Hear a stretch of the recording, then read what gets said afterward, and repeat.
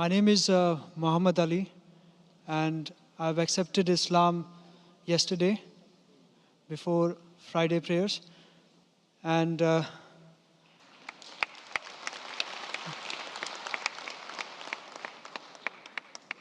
don't have any question or doubt as such, because Islam is the only truth in this universe. But I just need one permission or one clarification, I would say, that previously I was working in a banking sector, and the sources of income that bank earns is on interest, and there are other sources of income. So should I continue with the banking industry or not? Brother asked the question that Alhamdulillah accepted Islam yesterday, and he works in a bank and the source of income is based on interest.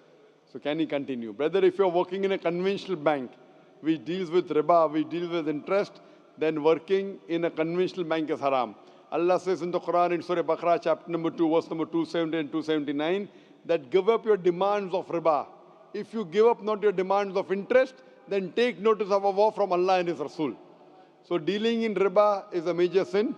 Working in a conventional bank is haram. What I would request you that you can join any Islamic bank.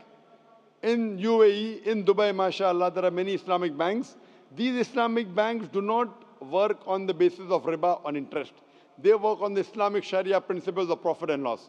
You should leave this conventional bank and join Islamic bank, which is based on the Islamic Sharia. Do we have any reverts from the mic on the right-hand side?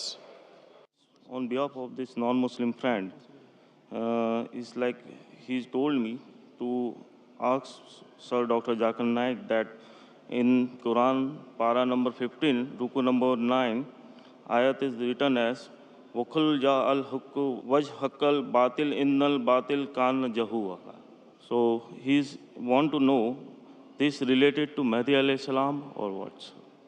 The brother has quoted a verse of the Quran, but the reference was wrong.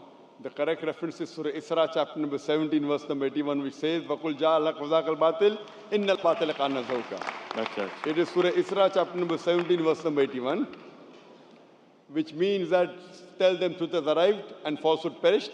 For falsehood is by its nature bound to perish.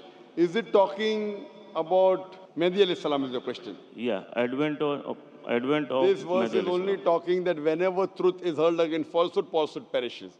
It's not talking about Mahdi alayhi salam. It's just talking that whenever truth and falsehood, when they compete, always truth will win. So therefore you have to be on truth, not on falsehood. It's nothing to do with Mahdi alayhi salam. It's just a general rule of the Quran, of Allah subhanahu wa ta'ala, that truth will always prevail over falsehood. Hope that answers the question. So one more clarification.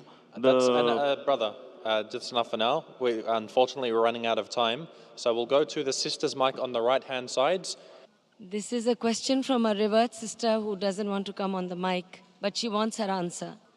She says that she has become a Muslimah, but her in-laws does not really practice Islam completely. And since she does try her best to learn Quran, and she prays 5 times, and she tries to follow other things about Islam, she's a keen learner. So sometimes she's not accepted by her in-laws and they don't treat her very well. How should she deal with this?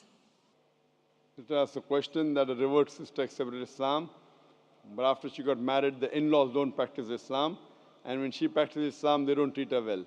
Sister, the same thing as I mentioned in the earlier answer, for a revert who says, how should she deal with the non-Muslim parents? The same answer is here.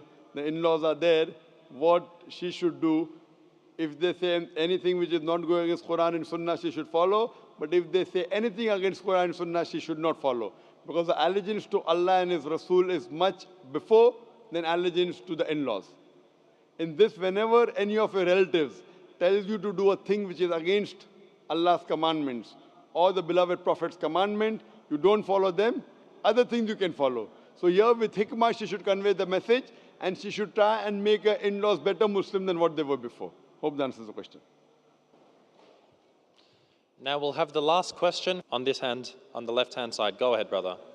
Assalamu alaikum. Good evening, Dr. Zakir Naik Sahab. My name is Sarwar Alam from India. My question is, what is the ruh? Ruh. Please just answer my question. Brother says, what is ruh? Ruh is soul.